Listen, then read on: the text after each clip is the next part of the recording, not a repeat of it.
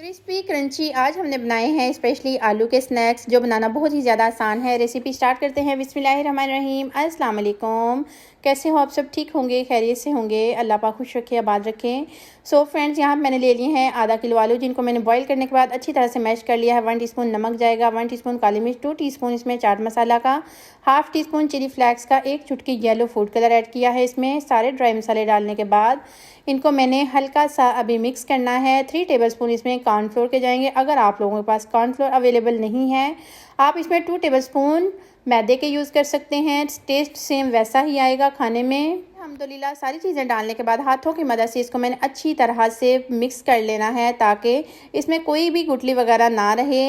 ये बहुत ही ज़्यादा मज़े के आलू के स्नैक्स बनकर तैयार हो जाते हैं। 1 टीस्पून इसमें ऑलिव ऑयल का जाएगा। अगर आप लोगों के पास मक्खन अवेलेबल है तो आप वो भी यूज़ कर सकते हो। यहाँ मैंने एक बटर पेपर ले लिया है काउंटर पे। अब हमने फैला दिया है इसको। हल्का सा सारा मैंने बैटर इसमें डालने के बाद बेलन की मदद से इसको फैला लेना है। अब तेज़ नाइफ़ की मदद से इसको हमने शेप स्नैक्स की दे लेनी है। आप चकोर में दे लो, राउंड में दे लो, कोई सी भी आप शेप दे सकते हो। मैंने यहाँ पे चकोर शेप दी है।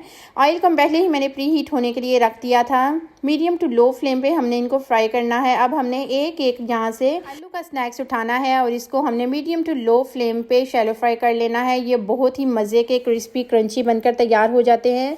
आप बच्चों के लंच बॉक्स में दें, बच्चे इंतहाई खुश होकर इंजॉय करेंगे और बहुत ही ज़्यादा इसको खुशी खुशी से खाएंगे और आपसे बार बार फरमाइश पे बनवा के खाएंगे कि हमने यही वाले आलू के स्नैक्स खाने हैं। कम इंग्रेडिएंट्स में, कम बजट में बनाना बहुत ही ज़्यादा आसान है।